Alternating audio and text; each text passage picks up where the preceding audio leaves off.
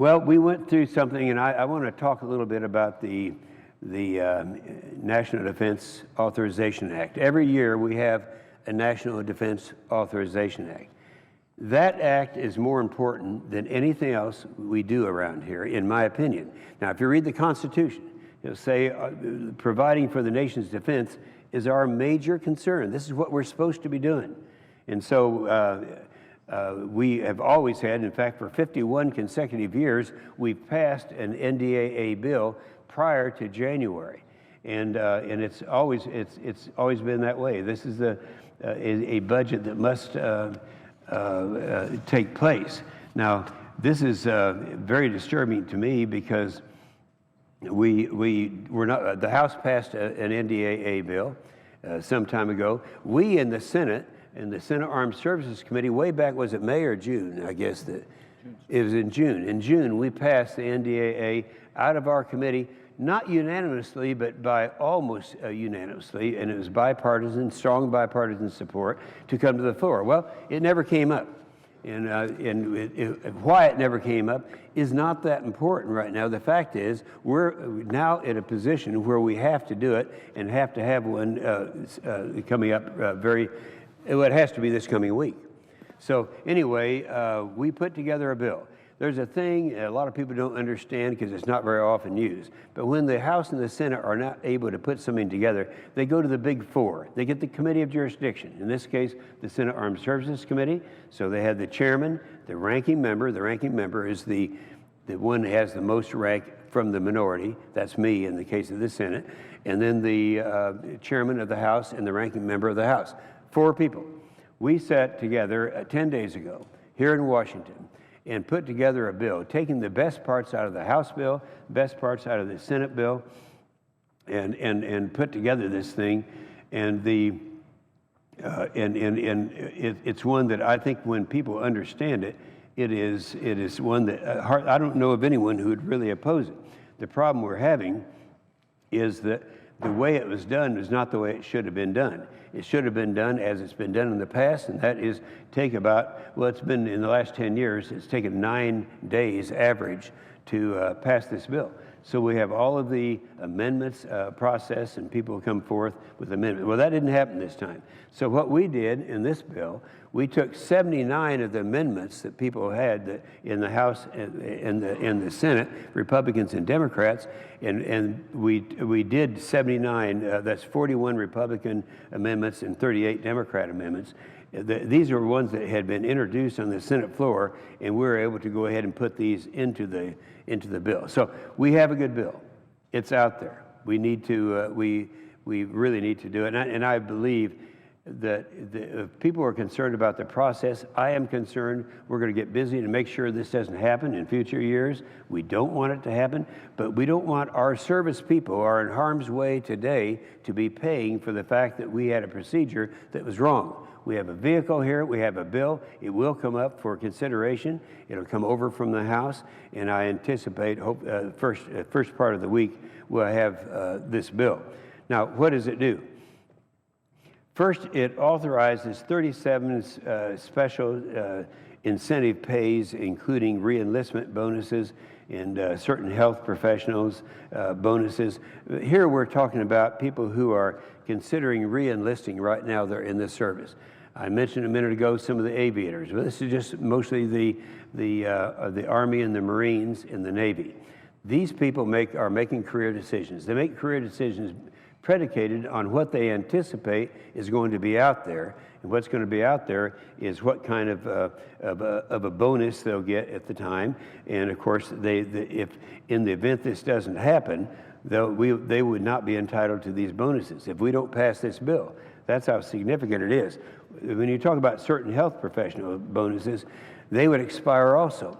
And these health benefit bonuses are very significant because these are the people who are the health providers for our wounded warriors. Our wounded warriors, not just the ones that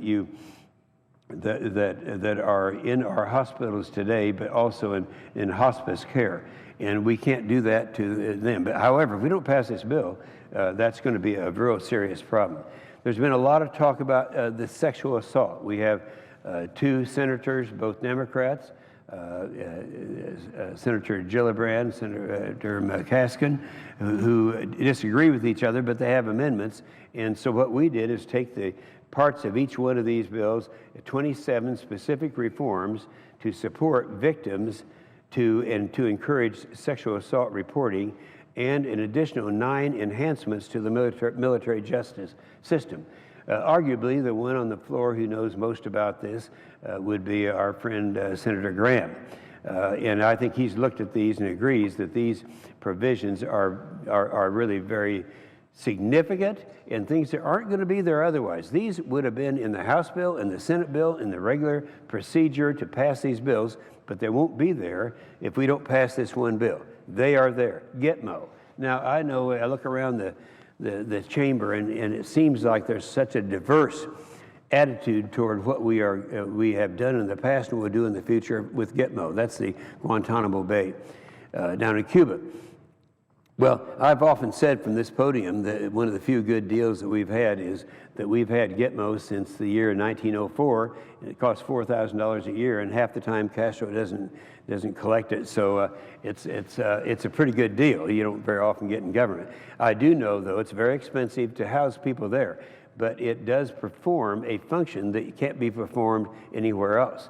So the last year in the Senate Armed Services, in the National Defense Authorization Bill, we put a provision in there, fortunately at that time, that would restore the 1-year prohibition on transferring Gitmo detainees to the United States and to construct any type of facilities to house them if they're successful in doing that. Well, that wasn't good. I mean, that was because it should have been forever, but it expires now. Now, that means if we don't have this bill, that we will cede that to the president. The president will have total control. If he wanted to take every one of the terrorists out of Gitmo and send them to Yemen or put them in the United States, he could do it. And so that is probably one of the most significant parts of this bill. So this restores the 1-year prohibition on transferring Gitmo detainees to the United States, and it prohibits the construction and the modification of facilities in the United States to house Gitmo detainees. Our training ranges. This bill provides DOD with access to millions of acres of federal land. Keep in mind, this doesn't cost anything. It's federal land for military test and training ranges that are really absolutely necessary for the readiness of our combat forces. We've all heard about the end strength. Under the Obama administration, I've often said that I think he'll go down in history as the most anti-defense president ever. And one of the things that we know is going to happen is the end strength will continue to reduce. This bill allows the Army and the Marine Corps top people to make the decisions as to where this end strength is going to be reduced and by what amount. And by doing this, they can accelerate the strength reductions and save a considerable amount of money. So they'll have the flexibility to draw down faster, save money, and do it quicker and do it better. Without this bill, they can't do that. Military construction.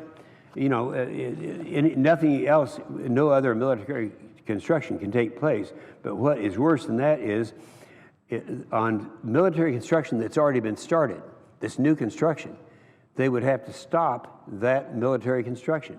And when you do that, and then you come back later and start it back up again, it costs millions and millions of dollars more, a lot more money. A good example of another area that would be a huge savings in this thing.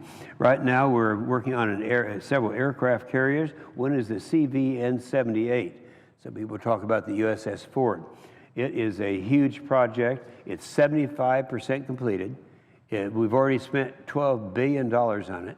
And in the absence of this bill, that construction would have to stop. Now, I know that we'd come to our senses and maybe in a few months come up with a CR that might have money that would go toward this, but that's still, when you stop and then start up again, it would be millions, hundreds of millions of dollars of cost.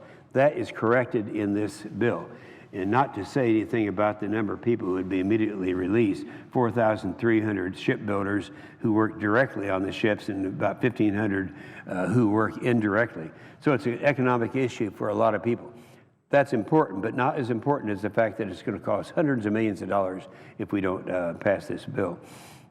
The LCS, that allows the littoral combat ship construction to continue at the shipyards. That's in Alabama and in Wisconsin. Again, if it doesn't happen, if this bill isn't passed, that isn't going to happen. Special operations, I think we're all familiar with the special ops guys. I know the holder of the chair is very familiar with that. These are the ones who go out there in harm's way and take the risks and are specially trained.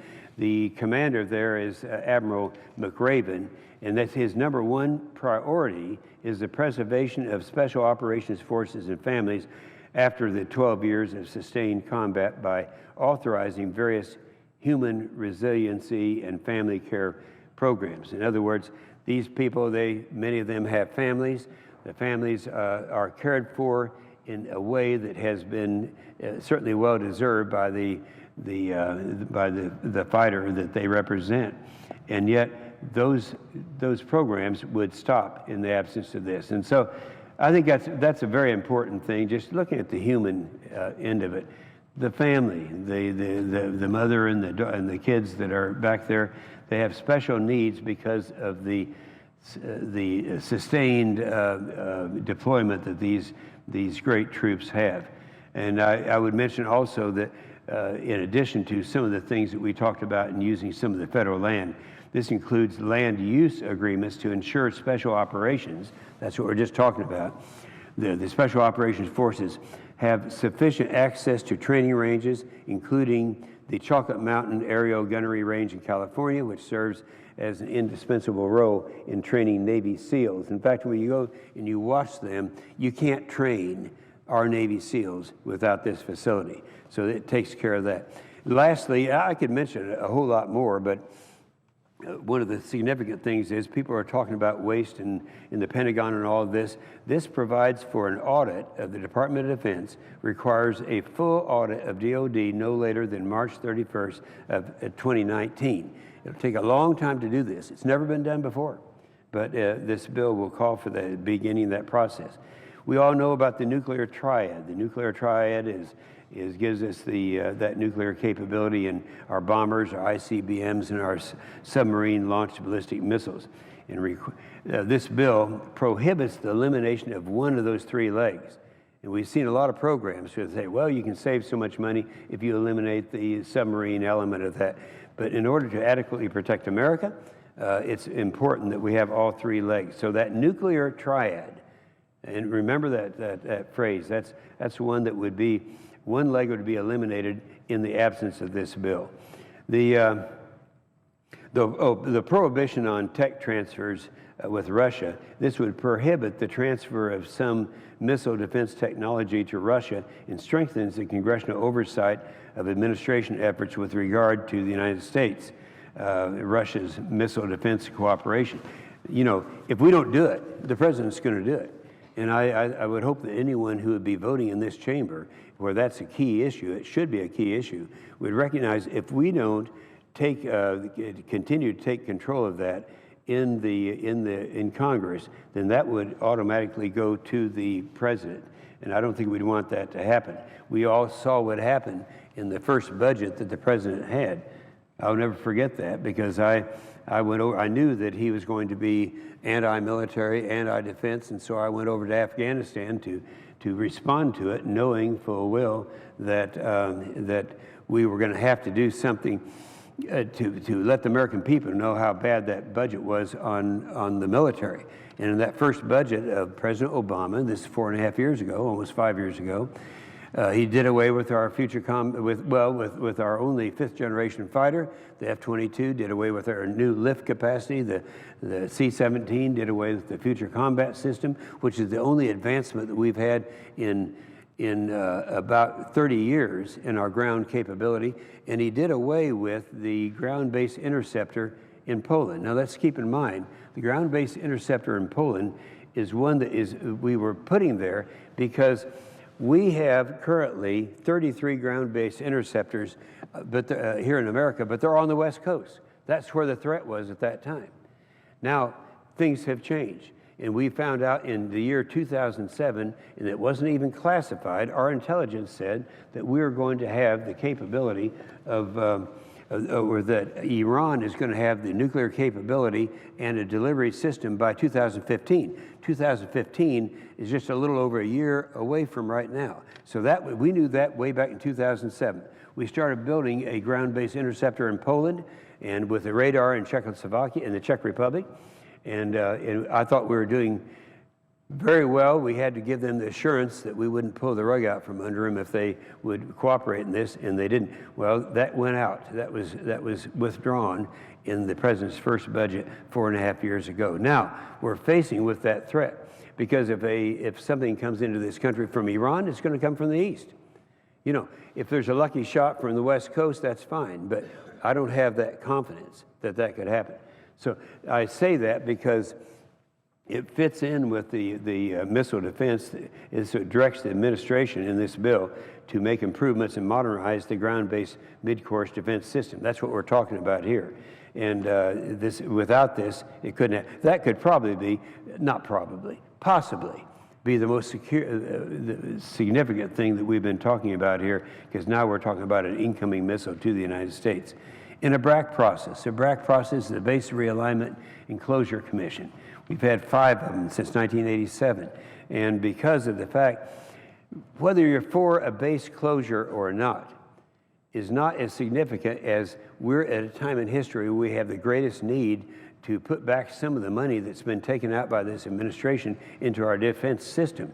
And as good as a lot of BRAC systems are, it doesn't, the fact that the first 3 to 5 years of a BRAC system, it costs money, it doesn't save money. And that's what we can't let happen. So we restrict the use of funds to conduct a round of base realignment and closures for the coming year, because people are talking about that. Here's a big one too that means a lot. Means a lot to my son, Jimmy, who is real big time in Second Amendment rights. You know, we're from Oklahoma. We actually believe that stuff. We believe in the Constitution. I say to my good friend in the chair, nothing against the East Coast, mind you. But anyway, there's a treaty called the UN Arms Trade Treaty that the UN has. I'm the wrong one to talk about this because I have never seen anything good come out of the United Nations. But in this case, it's worse than usual. The UN Arms Trade Treaty is one that our Secretary of State has already signed on to, but it'd have to be ratified by the Senate. Well, in this bill, we say it restricts the funding to implement the UN Arms Trade Treaty without the Senate advice and consent on the treaty. Well, that's important. In fact, it reminds me a little bit of what happened when we had the budget vote a few months ago. At that time, I'm trying to remember now, but I think it was 5 o'clock in the morning. You'd be surprised with the kind of amendments you can get passed at 5 o'clock in the morning.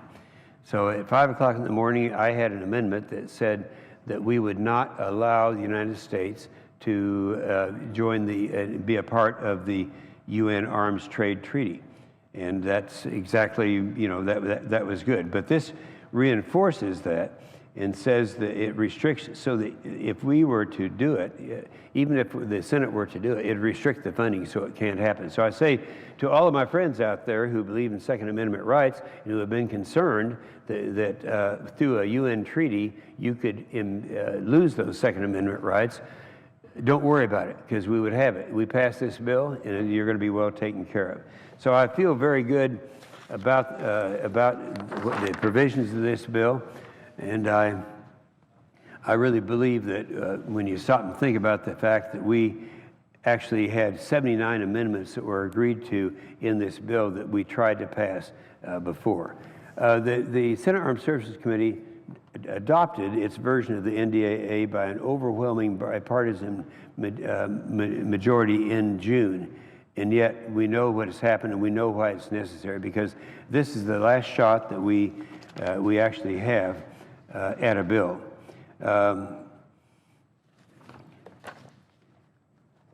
The House at 11 o'clock on Friday morning will go out of session. They will be adjourned for this year. A week after that, the Senate will. And so that shows the time that we have to get all this done.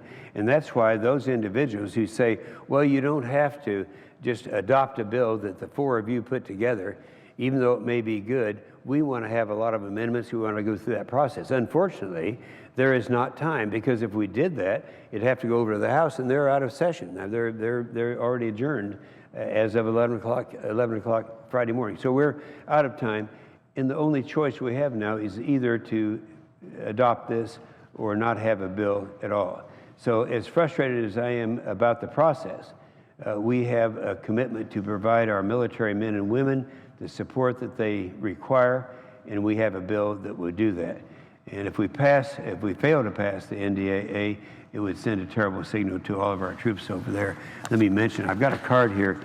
Some of these things that we would lose that I've mentioned in that rather lengthy list may not happen until next year, may not happen until the first part of the year. Some of them would take place in February, some in March. But what would happen, this question was asked by one of our fine Senator Fisher from Nebraska. She said, now, what would happen right now at the end of this year, December 31st?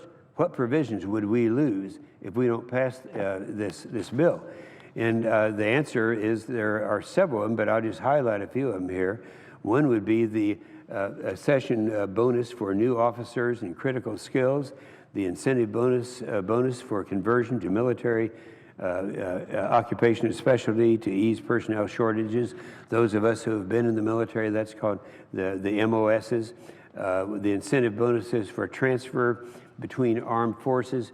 Someone who's transferred from one area to the other we have the obligation of paying those expenses or those bonuses. We wouldn't be able to do it. Aviation officer retention. I mentioned a minute ago that one-third of the combat squadrons were just deactivated. They were grounded, and the pilots with them. I talked about that and how General Welsh gave us good documentation that endured for 3 months. But at the end of that 3 months, the amount of money that was saved by grounding that equipment was far offset by the amount to get people back up to the right qualifications. Well, one of the things that would happen is the aviation officer retention bonus. That's to keep these guys in there. It costs much less to retain a pilot than it does to retrain one, start from scratch. I know that. We have a couple of the ranges in my state of Oklahoma, in Vance Air Force Base, where I will be tomorrow. That's one of the largest centers that we have training pilots. But right now, our pilot problem is a pilot shortage, and one of the reasons is because what I just said, if they're grounding these airplanes, these guys finally say, well, if I can't fly, I'm getting out of here. And there have been a lot of them who have left. Now, the only thing to hold some of them would be the existing aviation officer retention bonus. This gives a bonus for someone to re-up. If anyone has been in the services, they'll remember, as I do from the U.S. Army, that when they're trying to get people, encourage people to re-up, recognizing it's a lot cheaper to retain someone than it is to retrain them, we give them a bonuses. We did that when I was in the service. Well, that's a bonus that they would not get. And so I think with already a serious problem with the shortage of pilots, we have to do something about that. So and by the way, that would stop December 31st abruptly. That means these guys that are making that decision, they may not even know this, and they may decide they're going to do it, and then they find out they don't have a retention bonus. The assignment pay for special duty pay, this would be for transfers.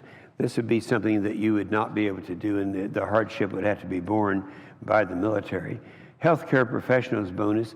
This is kind of important. If you go out to Walter Reed and you see the great job that's being done by the professionals with our wounded warriors, it just really does impress you to see what's going on. And I'm very, very excited that that's a program that's been good. But these healthcare professionals operate on a bonus or special pay.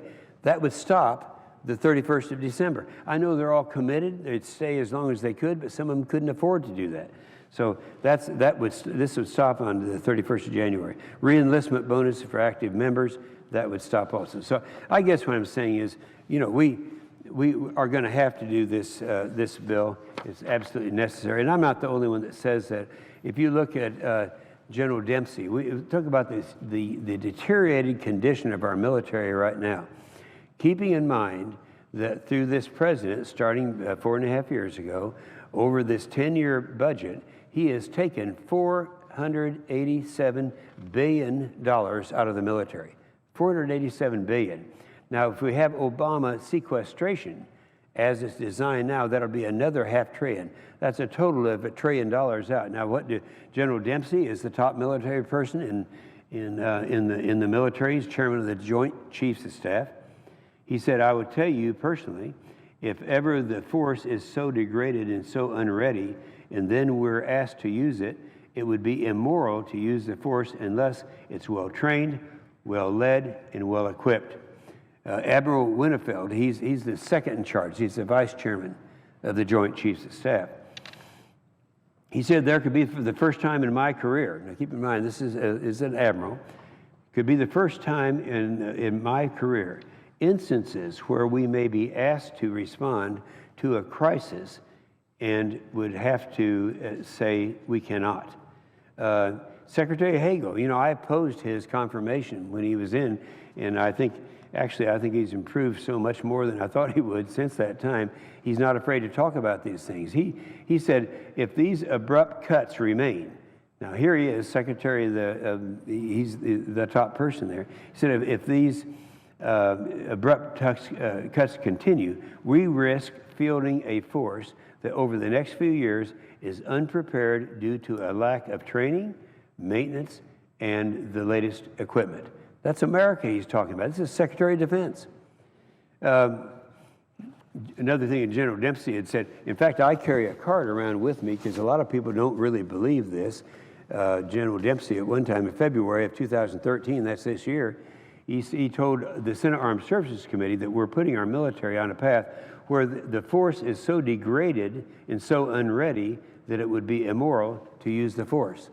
So these are the things that are going on right now. General Odierno, who's the general of the Army, he's the commander of the Army.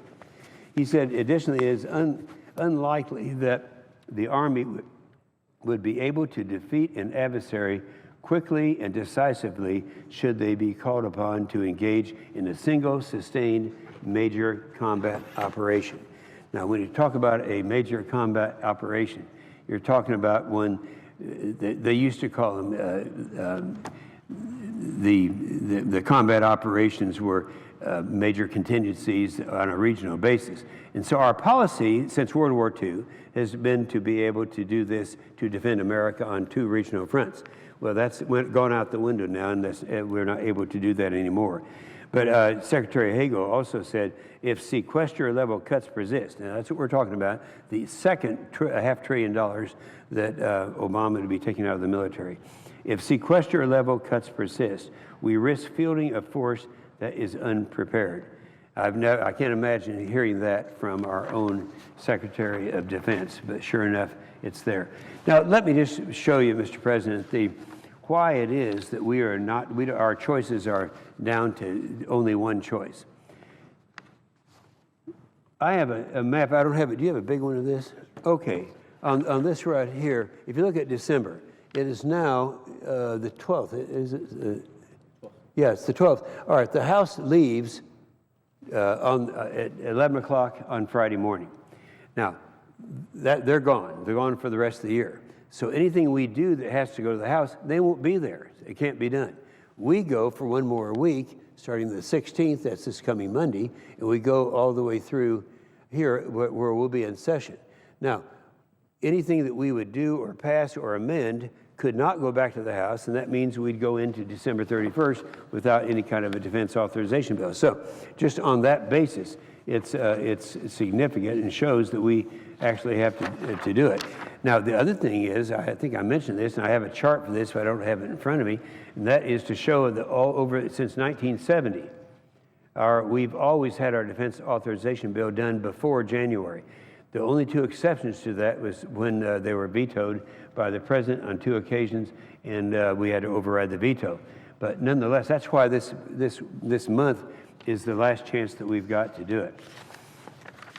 I would mention that there's such popular support for this around the country that you have extremes, not really extremes, but you have publications generally considered to be on the progressive or moderate side and some conservative. This is one where both the Heritage Foundation and the Washington Post say, let's pass the defense deal. It's got to pass. The Heritage Foundation has an excellent paper that if there's time later on, I may make some quotes from that. But on from the Washington Post, it says, with the end of 2013 approaching, Congress has an opportunity to rise above a year of massive dysfunction and prevent a major disruption in the U.S. defense operations. The leaders of the Senate and the House Armed Services Committee have managed to fashion a bipartisan version. That's what we're talking about when I said the big four. So this is what we are talking about. They say it is a decent compromise that the leaders of both chambers ought to embrace and bring to a vote in the coming days. A failure to do so would be a new political low for this Congress. The NDAA, that's the Defense Authorization Bill, has been passed 51 consecutive years, even when much of the rest of the government had to make do with temporary authorities. But much more than political symbolism is at issue. Though defense funding ultimately must be provided by appropriators, the authorization bill extends vital Pentagon authorities and sanctions new operations.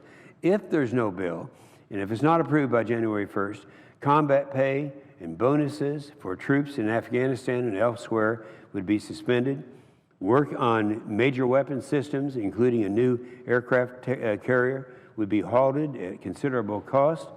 And support for the Afghan army and the disposal of serious chemical weapons would be interrupted at a critical moment. The bill also contains important measures to combat sexual crimes in the military. Well, we talked about that, but this now is being editorialized, not by me on the floor of the Senate, but by the Washington Post.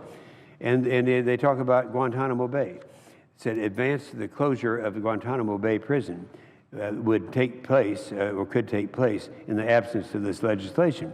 Though a proposal was favored by Senator Kirsten Gillibrand from New York, providing for the prosecution of sex crimes outside the military chain of command, was not included and did not receive the Senate vote. Some 36 other reforms in legislation would make the punishment of these crimes more likely while providing more protection for its victims. Let me just conclude in this editorial by reading the next to the last paragraph. It says, other measures in the bill ought to attract broad bipartisan support. The effects on defense of the so-called sequester would be eased by transferring money to operations and training from less essential accounts such as construction and staffing in office headquarters. The Pentagon is still vulnerable to a $50 billion sequester cut in January unless a separate budget deal can be headed off. But passage of the Authorization Act would prevent the worst disruptions from being ongoing. So it goes on to say that this is over in the House right now, and the House very likely is going to pass it over here to the Senate, and they strongly support it. Well, let's see what we have letters here from all the armed services to us and to the leader, Senator Harry Reid, saying, you know, this one is from Martin Dempsey. He's urging us to pass this thing. So it's not just me and a handful of senators. This is the military speaking. He's the top military personality. He said, I write to urge you to complete the National Defense Authorization Act this year. The authorities contained therein are critical to the nation's defense and urgently needed to ensure we all keep faith with the men and women, military and civilian, selflessly serving our armed forces. He goes on to say this is the most significant concern that we have right now, that we may not be able to pass this bill. We have a letter from General Welsh. And General Welsh, if you remember, he's the chief of the Air Force. He's the one who was so upset with the fact that we had grounded some of our combat squadrons. He says in fiscal year 14, the NDAA contains critical authorities that enable us to protect the American people while keeping promises to our active duty Guard, Reserve, and civilian airmen. If this important legislation, this is what we're talking about here, is not enacted, I worry about significant impacts to the Air Force operations that could jeopardize the missions we are tasked to perform. And he goes on to say how important that is. It's a matter of life and death to many of the airmen that are out there. We have the same thing from General Amos of the Marine Corps, who says that our hard-working gains in the 29 Palms and land expansion would be threatened, and the construction of the next generation aircraft carrier, the USS Gerald Ford, will stop. Passage of this vital legislation will prove to our Marines and sailors our unwavering support. And that's what we're talking about, because those are the guys that are out there with the, and I would repeat, I see my good friend from Arizona, Senator McCain, on the floor, and I would say that I've been talking about the condition, the degraded condition of our military right now, and how much worse it's going to be if we're not able to do this bill that I've outlined in some detail, and hopefully we'll be successful in doing that. The senator from Arizona. President, I ask unanimous consent to engage in a colloquy with my friend from Oklahoma. Without objection. First of all, I'd like to thank the senator from Oklahoma for his leadership and his dedication to getting this authorization bill passed. And I think that my friend from Oklahoma would agree with me that there's no reason why we are where we are today. Isn't it true that this bill was passed out of the Armed Services Committee in May, and here we are now in December, and we are now contemplating bringing it to the floor of the Senate? Yeah, I would say that, my friend, that's true, but also over in the House, they did it the way it should be done. They passed it out of committee, debated it, took it to the floor, and passed it. Ours was passed by a huge margin. We only had 3 or 4 votes against it by a bipartisan margin. And that was way back in, I think it was the last of May or 1st of June. And that should have been done back then, instead of waiting until a week before we're out of here. So, in all due respect, one has to wonder about the priorities of the group and the leader that set the agenda for the United States Senate. One of the real advantage of being in the majority is you set the agenda. And so rather than take the bill to the floor, as we have for 51 years, the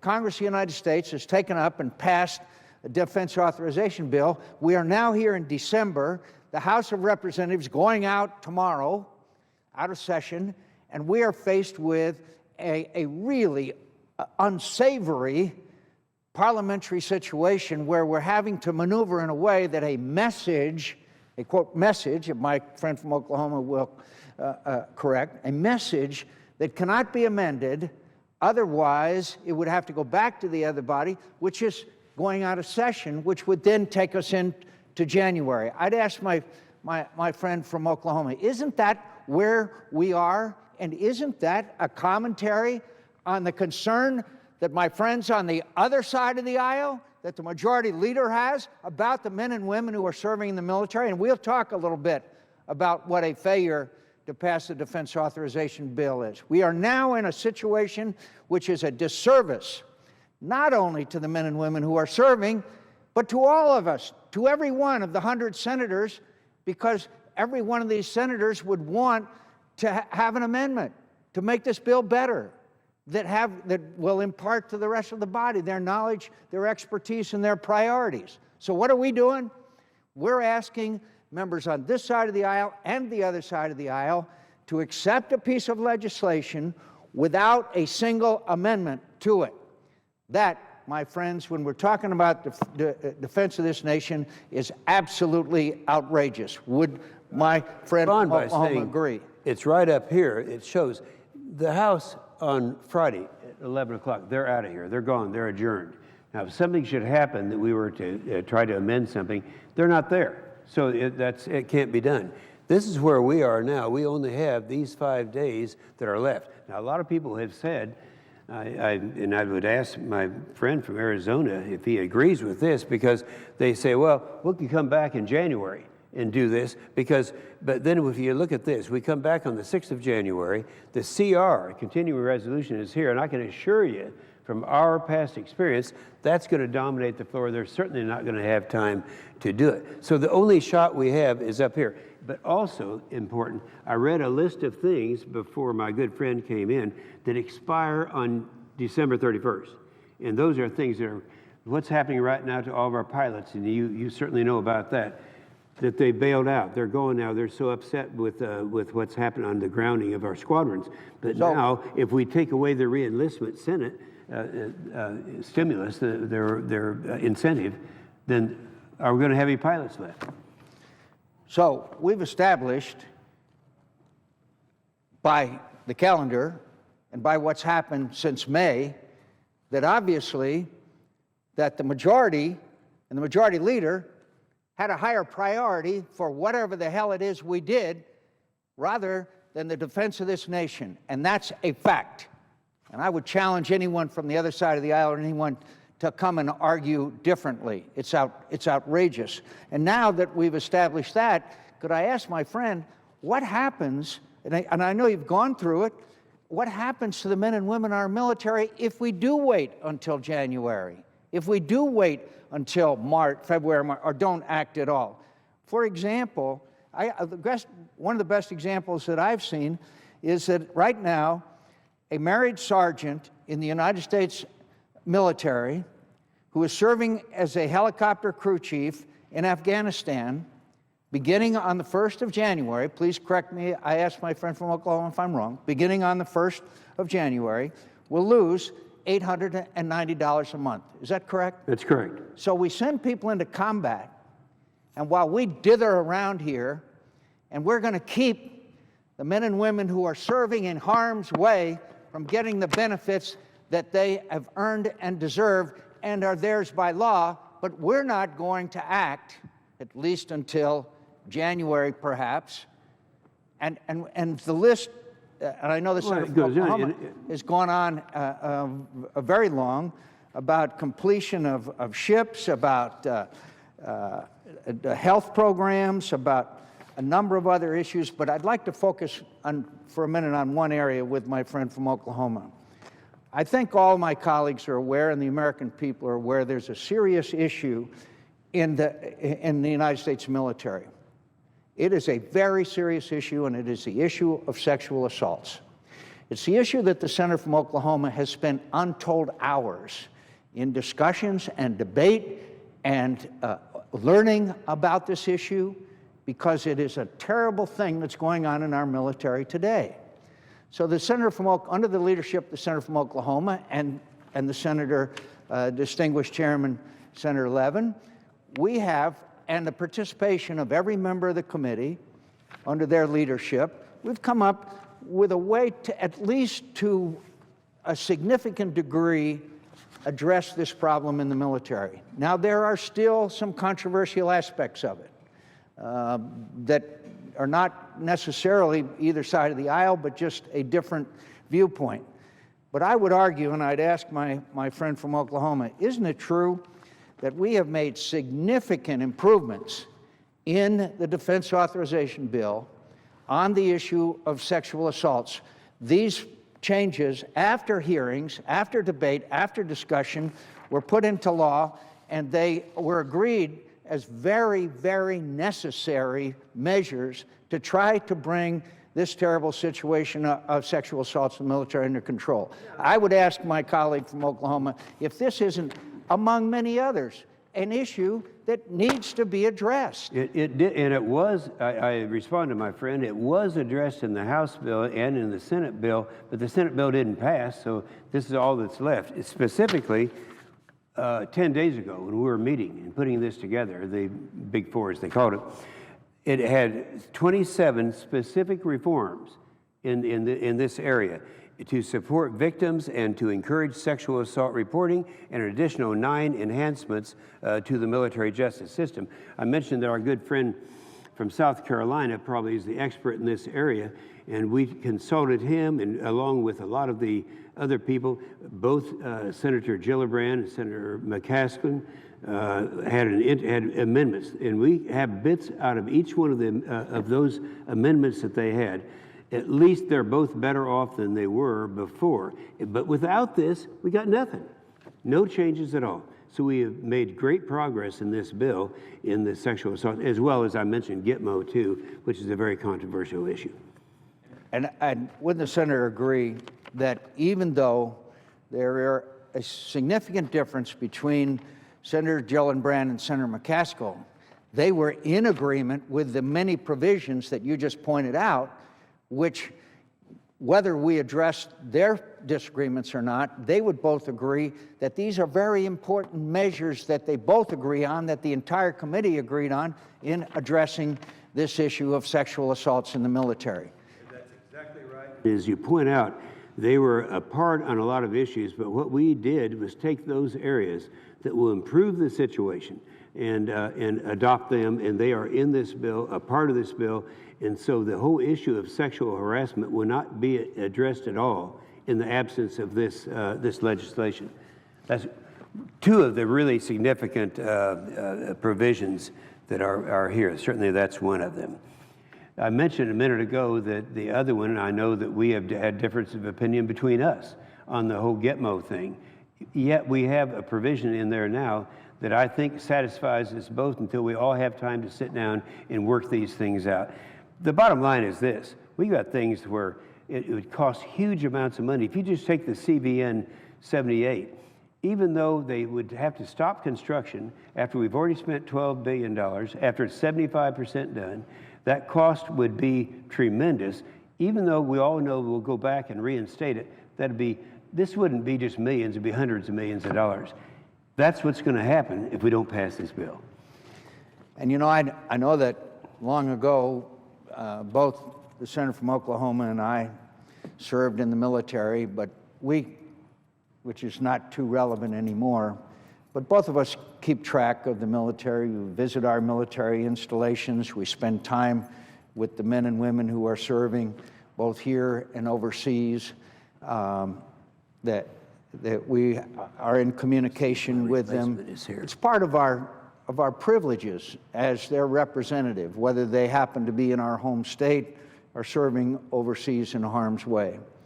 And when you talk to these young people, and they're the bravest of the brave, and we all know the best of America, they don't understand. I would say, my colleague, they don't understand.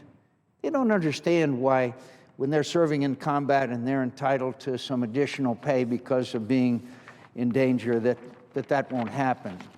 They don't understand that the bonuses, special duty, and incentive pay will lapse. They don't understand why that should happen. They don't understand why we're not addressing the issue of sexual assaults in the military. Many of them are deeply concerned about that. It also, by the way, I would add, I think my friend from Oklahoma will agree, that this issue impacts on the recruiting of the most highly qualified young Americans.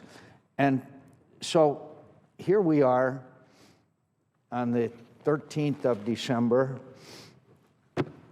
and we have still not done completed our duty, our obligation to the men and women who are serving. They rely on us. They rely on us to take care of them. They rely on us to provide them with the weapons and the capabilities and the pay and benefits and taking care of their families. They rely on us. And it seems, and I'm getting feedback from them, that they are now beginning to believe that we don't really care that much. And frankly, I can't argue with that. Because why are we here in December? Why are we here in December? The fiscal year ended on 1 October. They said, why is it that you in Congress can't act to provide us with the tools that we need to carry out our mission of defending the nation? And frankly, I don't have a very good answer, and maybe the senator from Oklahoma does. Well, you're fully aware of, because no one has spent more time over there in these areas of hostility than my good friend from Arizona. And when you talk to these guys and you sit in the mess hall with them, one of the things, and we know this is true because we both had experience in the military, they're talking about their careers. Right now, our retention is probably as good as it's ever been. What's going to happen to our retention if all of a sudden we renege on the re-enlistment bonuses that they all depend upon? They all talk to each other, and about the time that stops on December 31st, I have a great fear over what's going to happen to our retention rate. So in what I had talked about in the very beginning about what's happened to the military in the last 4.5 years, I read all the statements from our commanders, from Dempsey, well, actually even the Secretary of Defense, talking about what a crisis it is. And it's that much more of a crisis. They all said that much more of a crisis if we don't pass this. This isn't going to help us like it should. We should be in a much better shape than this, even if we pass this. But we have to pass this, or all of those things that we talked about that are going to be affecting our troops directly are going to take place. And could I finally again say to my friend, I thank him for his leadership. I thank him for his willingness to really short-circuit what should have been a 2 or 3 week exercise where every member of the Senate would have had the opportunity to propose amendments, to debate those amendments. My colleague just mentioned the issue of the detainees, which is still something that deserves great scrutiny by this body. The issue of surveillance is clearly one that needs the debate and discussion on the floor of the Senate. There's so many issues that we are not discussing in the slightest because we are now entrapped by a process which doesn't allow us to pass a single amendment to this absolutely vital piece of legislation.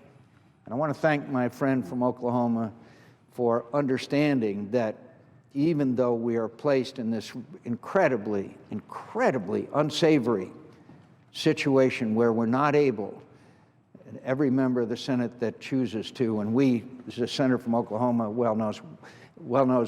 knows well that when we consider the defense authorization bill, there are literally hundreds of amendments that we consider because of the interest and the commitment that all of our colleagues have. We're not going to be able to do that this time. We're not going to be able to do that. But it seems to me, too, that at least we ought to get the bill passed so that we can get our Defense Department and the men and women who are serving in it in the kind of condition that they deserve. I thank my friend from Oklahoma. Well, and I thank my friend from Arizona for coming down and showing what a traumatic situation we have right now. And I hope 2 things come from this. First of all, we go ahead and pass this NDAA bill, and then make sure that next year we're there to make sure this doesn't happen again in the same way it has happened. Mr. President, let me make one request here. I was going to spend some time on some things that have been happening in my state of Oklahoma insofar as the Obamacare is concerned. I have testimonials I'd like to submit at this point in the record, so I'd ask that as unanimous consent. Without objection. And with that, I'll yield the floor.